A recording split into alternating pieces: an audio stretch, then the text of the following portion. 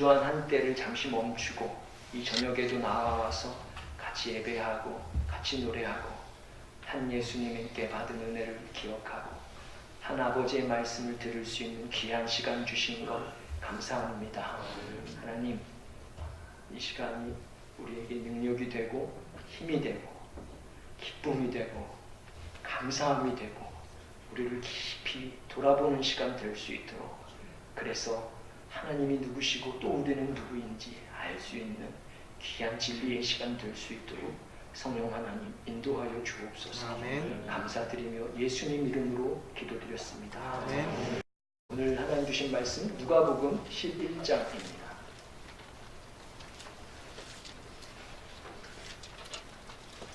누가복음 11장 1절에서 13절입니다.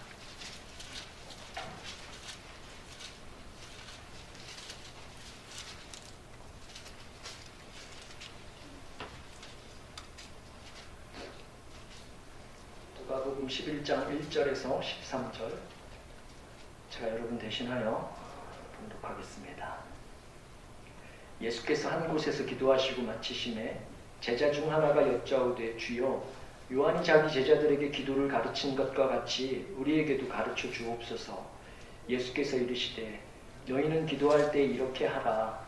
아버지여, 이름이 거룩히 여김을 받으시오며 나라가 임하시오며 우리에게 날마다 일용할 양식을 주시옵고 우리가 우리에게 죄 지은 모든 사람을 용서하오니 우리 죄도 사하여 주시옵고 우리를 시험에 들게 하지 마시옵소서 하라. 또 이르시되, 너희 중에 누가 벗이 있는데 밤중에 그에게 가서 말하기를, 벗이여, 떡 세 덩이를 내게 구워달라. 내 벗이 여행 중에 내게 왔으나 내가 먹을 것이 없노라 하면 그가 안에서 대답하여 이르되, 나를 괴롭게 하지 말라. 문이 이미 닫혔고 아이들이 나와 함께 침실에 누웠으니 일어나 네게 줄 수가 없노라 하겠느냐?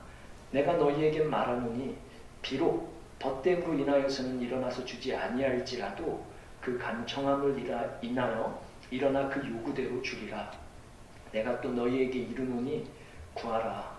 그러면 너희에게 주실 것이요. 찾으라. 그러면 찾아낼 것이요. 문을 두드리라. 그러면 너희에게 열릴 것이니 구하는 이마다 받을 것이요. 찾는 이는 찾아낼 것이요. 두드리는 이에게는 열릴 것이니라. 너희 중에 아버지 된 자로서 누가 아들이 생선을 달라 하는데 생선 대신에 뱀을 주며 알을 달라 하는데 전갈을 주겠느냐? 너희가 악할지라도 좋은 것을 자식에게 줄 줄 알거든. 하물며 너희 하늘 아버지께서 구하는 자에게 성령을 주시지 않겠느냐 하시니라. 아멘.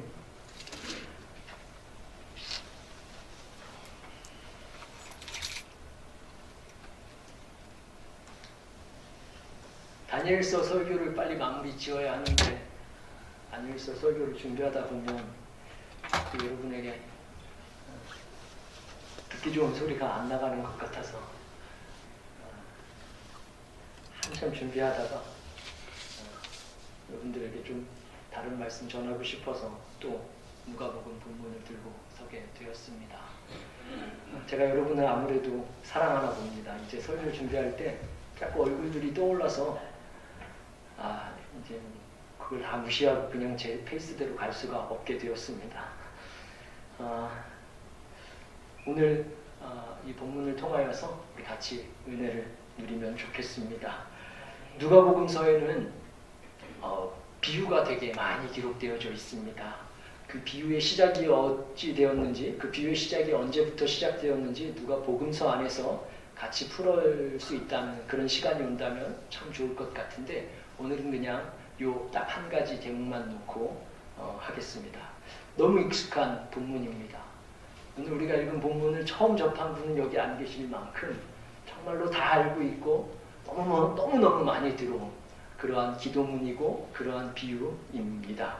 그러함에도 불구하고 저는 특별히 오늘 인격성에 초점을 두고 관계라는 면에서 그 초점을 두고 오늘 밤 함께 기도하고 싶습니다. 사실 인격성 요 단어는 오늘 새벽 설교하다가 하나님께서 시편을 주실 때 하나님이여 하고 부르는 그 말들로 시작하게 하신 것에서 묵상하다가 나누게 되었습니다. 시작합니다. 하루는 예수님께서 어떤 장소에서 기도하고 계셨습니다. 예수님이 기도를 마치고 나자 제자 중 한 사람이 말했습니다. 선생님, 세례 요한이 자기 제자들에게 그랬던 것처럼 우리에게도 기도를 가르쳐 주옵소서. 그래서 예수님 말씀하셨습니다. 그럼 이렇게 기도해라. 아버지, 당신이 누구인지를 계시해 주시고 이 세상을 좀 바로 잡아 주십시오. 하루 세끼 알찬 식사로 우리가 살아가게 해주시고 당신에게 용서받은 상태를 유지하고 다른 사람들도 용서하게 해주시고 우리 자신과 사탄으로부터 우리를 안전하게 지켜주십시오. 그리고 이에 붙여서 이렇게 말씀하셨습니다.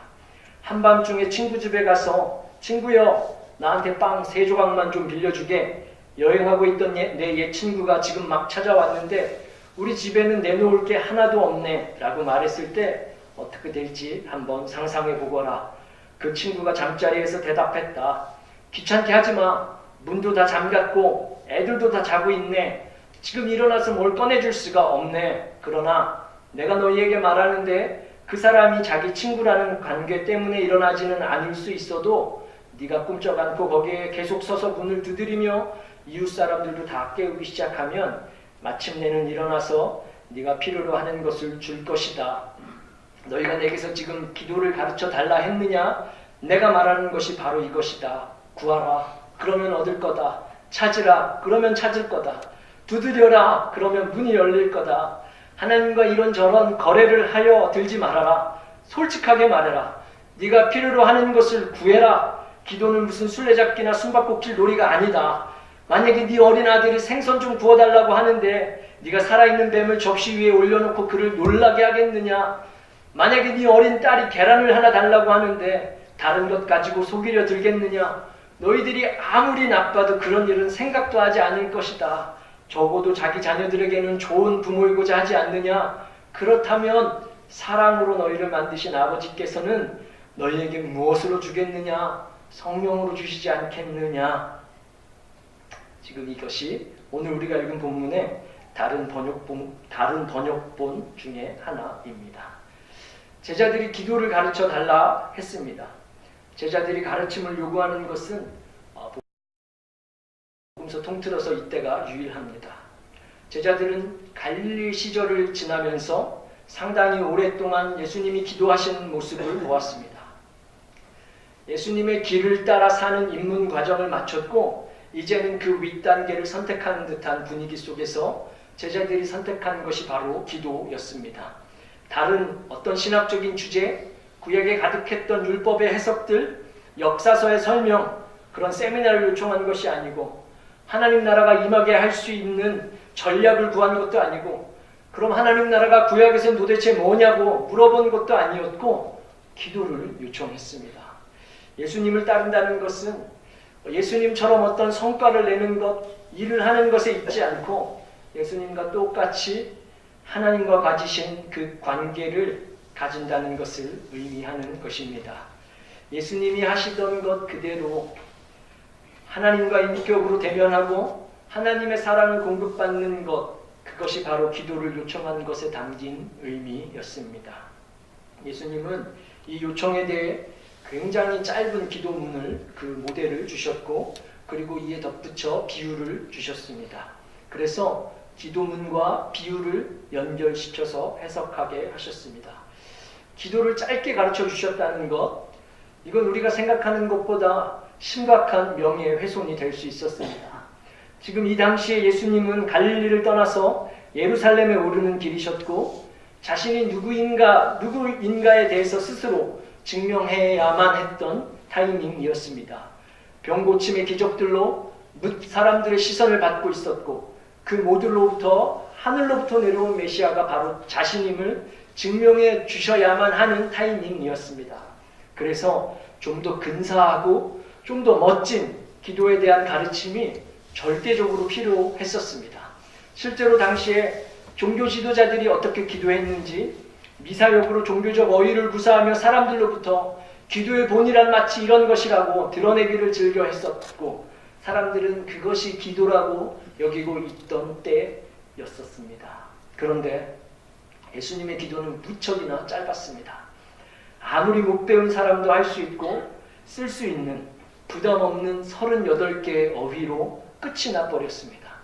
스스로를 증명해야 하고 사람들에게 인정을 받아야 하는 시선은 전혀 아랑곳하지 않으셨다는 듯이 너무 쉬운 언어로, 그래서 우리조차도 다 외우는 그 짧은 기도만 전해주셨습니다.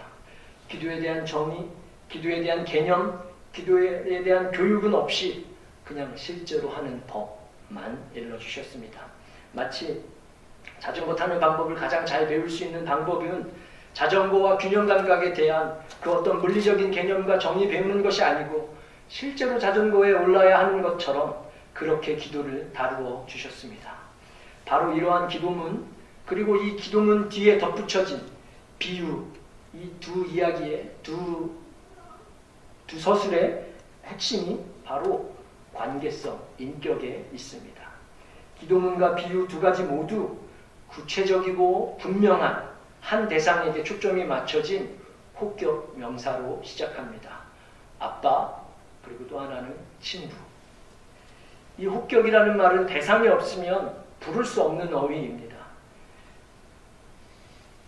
저기 지금 뒤에 김진성 목사님 앉아 계시는데 제가 없는데 부르겠습니까? 부를 수가 없는 겁니다. 김 목사님, 그러면 저기서 지금 좀 전에 제가 김진성 이름 꺼냈을 때 저쪽이 꿈틀거렸거든요.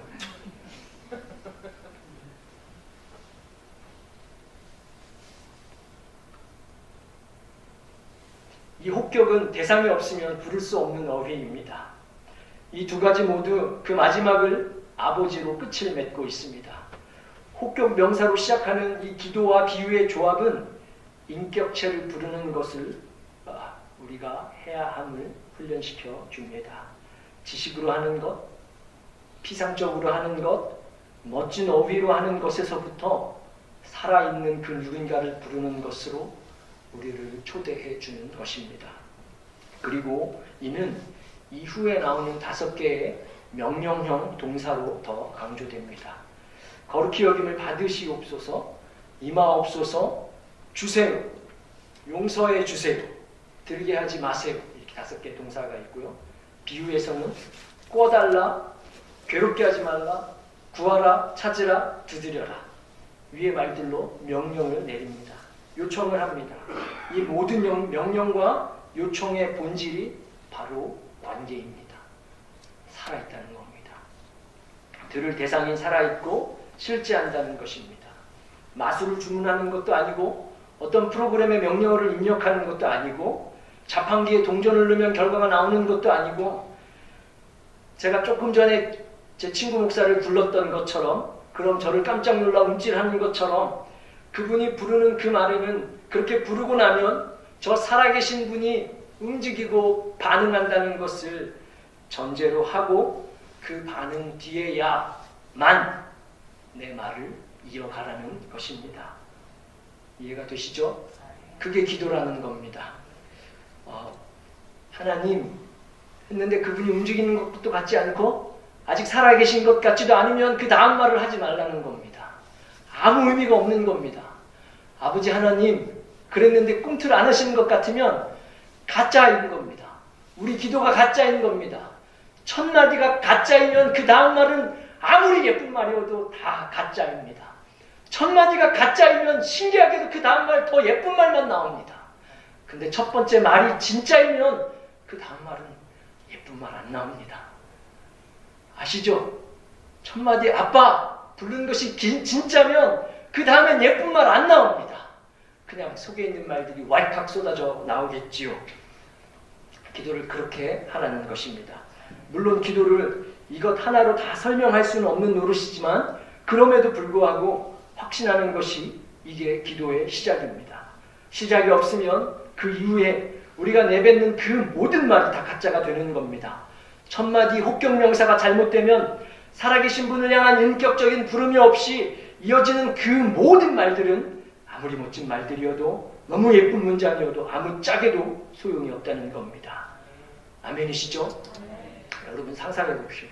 친구네 집에 가서 노크할 때 친구 없다고 생각하고 부르는 적 있습니까?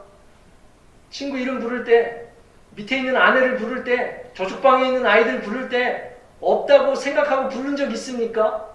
다 있다고 생각하고 걔가 반응할 때까지, 아내가 반응할 때까지, 남편이 반응할 때까지 부르는 것 아닙니까? 그리고 반응해야 그 다음 말 하는 거 아닙니까? 그런데 우리의 기도는 그렇지 않을 때가 너무 많이 있습니다. 그걸 멈추려는 겁니다. 친구 비유에서 알 수 있듯이 처음에 요청대로 친구가 흔쾌히 움직이지는 않았습니다. 그 요청은 거절되었습니다. 그런데 이 비유의 핵심은 요청대로 되느냐 안 되느냐 거기에 있는 게 아니고 내 말을 듣고 거기서 반응을 했다 아니다 거기에 있는 것입니다. 상대방이 살아있는 반응을 한다는 그 인격성에 있는 것입니다. 이 말이 의미하는 바는 아주 단순합니다. 기도는 인격적인 관계 속에서만 하라는 것입니다. 제대로 된 어휘와 용어들을 바른 순서대로 사용하는 것, 그런 건 전혀 문제가 아니라는 겁니다. 장로님들처럼 멋지게 기도하지 못해도 상관없습니다. 유초등과 아이가 기도할 때나 장로님들이 기도하실 때나 하나님은 똑같이 반응하시는 분인 줄 믿습니다. 그렇기에 우리가 기도할 때 하는 그 단어와 말들에 주의하는 것이 반드시 필요합니다. 너무 평범한 단어로는 안 되니까 멋진 어휘로 해야 하나 그걸 주의하라는 것이 아니고 우리 입 밖으로 나오는 그 모든 말들이 우리 입 밖으로 나오는 그 순간 살아계신 분이 듣는다는 전제하에 하라는 것입니다. 그분을 인지하고 인정한 요청인지를 주의하라는 것입니다. 우리가 기도할 때 그분을 죽이지 마십시오. 우리가 그 기도할 때 그분을 없이 여기고 내가 마치 깊은 말을 해야, 내가 마치 더 오랜 시간을 기도해야, 내가 마치 10분 이상 20분 이상 꼭 앉아 있어야만 그분이 살아계셔서 반응하는 것처럼 기도하지 말라 이 말입니다. 한마디여도 충분합니다. 살아계신 분을 부르는 우리의 마음이면 충분하다는 것입니다. 습관적인 어휘들, 어려서부터 들어왔고 해온 그 많은 전형적인 기도가 오히려 사실은 기도의 본질을 와해시킨 것이고 사실은 기도의 인격성을 무너뜨린 것이 너무 다반사인 것임을 꼭 인지하셔야 합니다. 하나님하고 이 부름 안에는 가짜가 없는 겁니다. 그분이 진짜이기 때문입니다. 지금까지는 이제 인격성을 보았다면 이 비유에 대해서 한 가지만 더 보겠습니다. 누가가 전하고자 했던 그 인격성의 핵심이 정말 무엇으로 드러나는지 한번 보겠습니다. 누가가 기록한 그 예수님의 기도문은 주기도문이라고 알려진 이 기도문은 마태가 기록한 기도문과는 사실 다릅니다. 그래서 아까 성경 읽으실 때 조금 당황스러우셨죠. 우리가 외우고 있는 주기도문은 마태복음의 기록에서 우리가 인용해 왔습니다. 그 문제는 이제 누가복음이 쓰여질 때 마태복음은 이미 있었습니다. 그러니까 누가가 이 글을 쓸 때 예수님께서 기도를 가르쳐 주셨다고 기록할 때 이런 객관적인 것은 이왕이면 마태복음을 참조해서 그냥 그대로 쓸 수도 있었을 텐데 그게 더 신빙성이 있게 하고 신뢰가 가게끔 성문서에 대해서 신뢰를 줄 수 있는 행위였음에도 불구하고 충분히 참조할 만했는데 누가는 마태의 것과 비교할 때 과감하게 뺄 것을 뺐습니다. 원문으로 보면 총 5개의 어구가 달라졌습니다.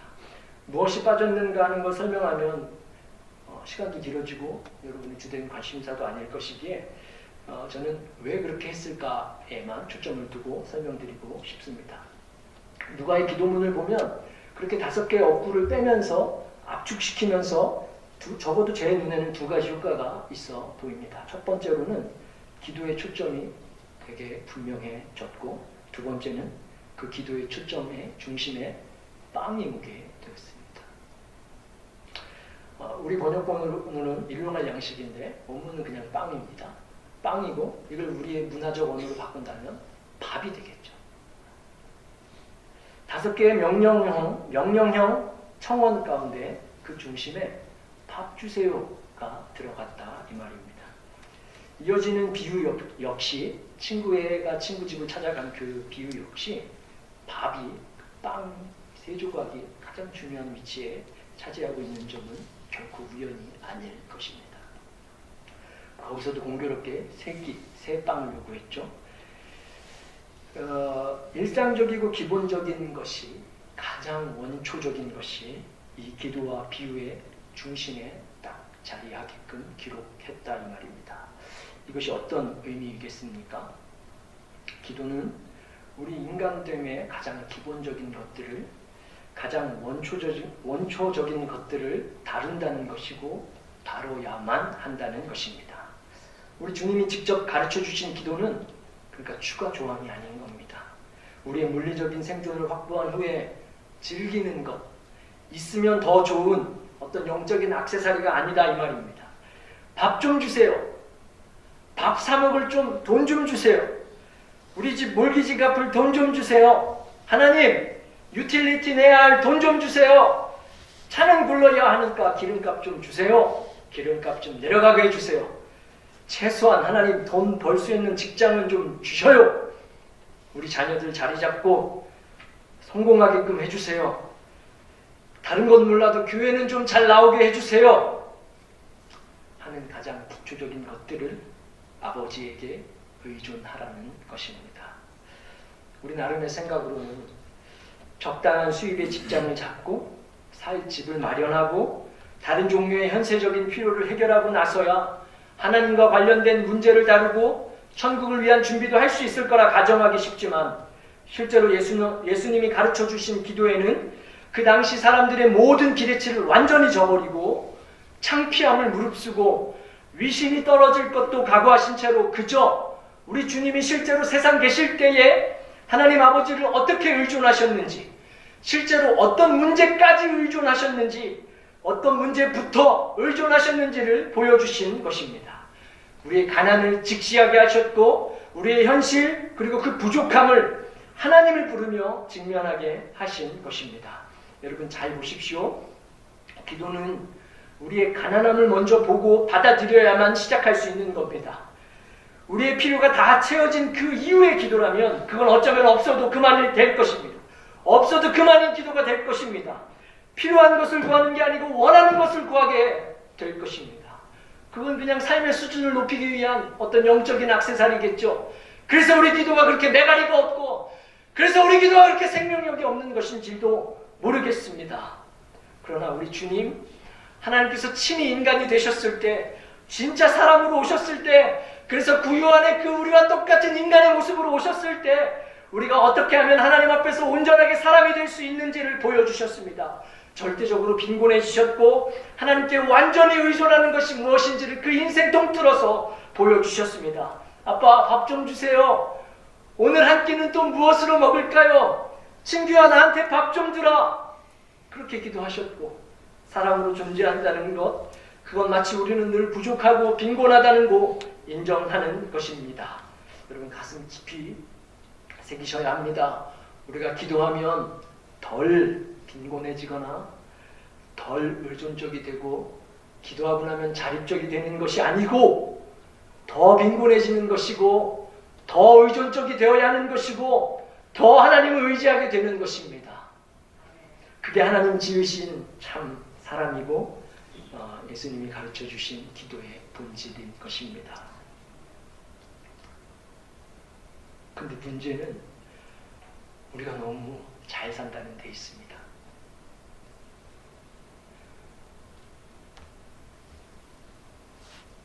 그게 진짜 문제입니다.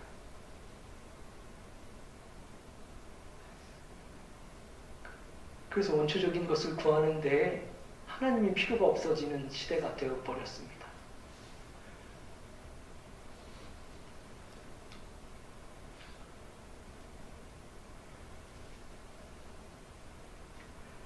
그런데 한 가지 우리에게 소망이 되는 것이 있는데, 예수님이 이 가르침과 비유를 어떻게 끝내고 계십니까? 13절에 보시면 너희가 악할지라도 좋은 것을 자식에게 줄 줄 알거든 하물며 너희 하늘 아버지께서는 구하는 자에게 성령을 주시지 않겠느냐. 성령이라 말씀하십니다. 우리는 우리 자신과 가족을 위해 밥을 구했고 또 돈을 구했고 직장을 구했고 영주권을 구하는 줄 알았는데, 우리 자녀들의 잘됨을 구하는 줄로만 알았는데, 그렇게만 생각했는데 아버지께서는 아버지의 영을 주신다는 겁니다. 우리가 구하는 것은 돈이고 직장이고 배우자이고 자녀들의 영적이고 물질적인 형통함 아닙니까? 영주권 아닙니까? 우리가 구한 것은 현세적인 필요들 아니겠습니까? 맞습니다.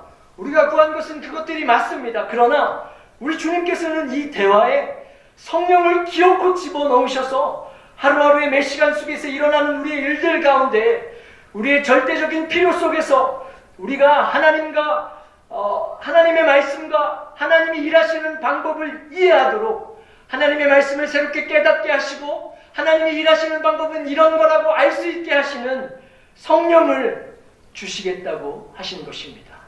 성령님이 어떻게 일하시는가를 우리의 원초적인, 우리의 가장 근본적인, 이제는 포기했던 우리의 기도 제목들, 이제는 이만하면 지나갔던 우리의 기도 제목들, 그래서 이제는 더 이상 기도하지 않았던 그 제목들, 그래서 마지막 날에 하나님 나라 가기 전에 어쩌면 가장 후회할지도 모르는 우리 자녀들의 영혼의 형통함을 위하여서 포기하지 말고 성령을 구하면서 하나님께서 어떻게 일하시는지 보라고, 하나님께서 어떻게 일하시는지를 알 수 있을 때까지, 성령을 주실 때까지 계속해서 기도하라는 것입니다.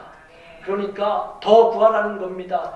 더 찾으라는 겁니다. 더 두드리라는 겁니다. 성령을 주셔서 이해가 되고, 하나님께서는 이렇게 일하셨구나, 하나님께서는 내 필요 가운데 이렇게 말씀하셨구나, 그때 그 말씀이 이런 뜻이었구나, 하나님이 그때 나를 홀려두지 않으셨구나, 성령 하나님이 거기 그렇게 계셨었구나, 그래서 나에게 그분을 만나게 하셨던 거구나, 그래서 나에게 그 사람을 그때 소개시켜 주신 거였구나, 그래서 내 인생에 그때 고난이 그렇게 있었던 거였구나 라고 이해할 수 있도록 성령을 주신다는 것입니다. 그 방법을 알 때까지 하나님을 우리의 절대적인 필요 속에서 보여질 때까지, 우리의 모든 필요 속에서 우리가 구하고 간구하는 모든 제목들 그 한가운데 한 복판에 계시는 하나님을 발견할 때까지 기도하라는 것입니다. 우리 기도는 잘 안 들어줘요. 기도 뜻대로 잘 안 돼요. 나 돈 달라고 기도했을 때 돈 주신 적 별로 없어요. 아시잖아요, 여러분. 우리 하나님 돈 잘 안 줘요. 우리 하나님 우리 사업 다 잘 되게 잘 안 하셔요. 할 수 있는 분인데 그렇게 잘 안 하셔요. 대신에 성령을 주셔요.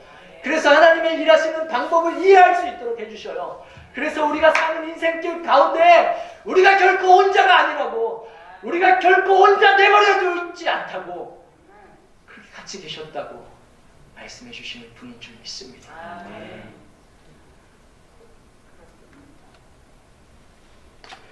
오늘도 기도하는 시간이 비인격적인 어휘로 살아계신 분을 엄연히 죽이고, 멀쩡하게 살아계신 분을 죽이고 혼자 골방에 들어가서 기도하는 시간 되지 않기를 구합니다. 살아계신 분을 살아계신 분답게 부르는 저와 여러분 되면 좋겠습니다. 그러니까 기도는 성령을 받을 때까지 하는 겁니다. 하나님의 영으로 충만해질 때까지, 충만은 바라지도 않아요. 하나님의 영으로 우리 인생을 해석할 수 있을 때까지, 하나님의 영으로 우리의 사건을 이해할 수 있을 때까지는 해야 한다는 것입니다. 아멘이시죠? 그게 가장 좋은 거라고 우리 하나님 말씀하십니다. 떡보다 계란보다 밥보다 그게 더 좋은 거라고 말씀하십니다. 오늘 기도하는 시간이 우리 안에, 우리의 필요 안에 계신 아버지를 직면하는 시간 되기를 축복합니다. 기도하면 더 약해지고 더 의존족이 되는 겁니다. 그게 사람입니다. 하나님이 그렇게 살아내셨습니다. 예수님으로 기도하셨습니다. 오늘 시간 그렇게 기도하는 시간 되기를 구합니다. 기도하시겠습니다.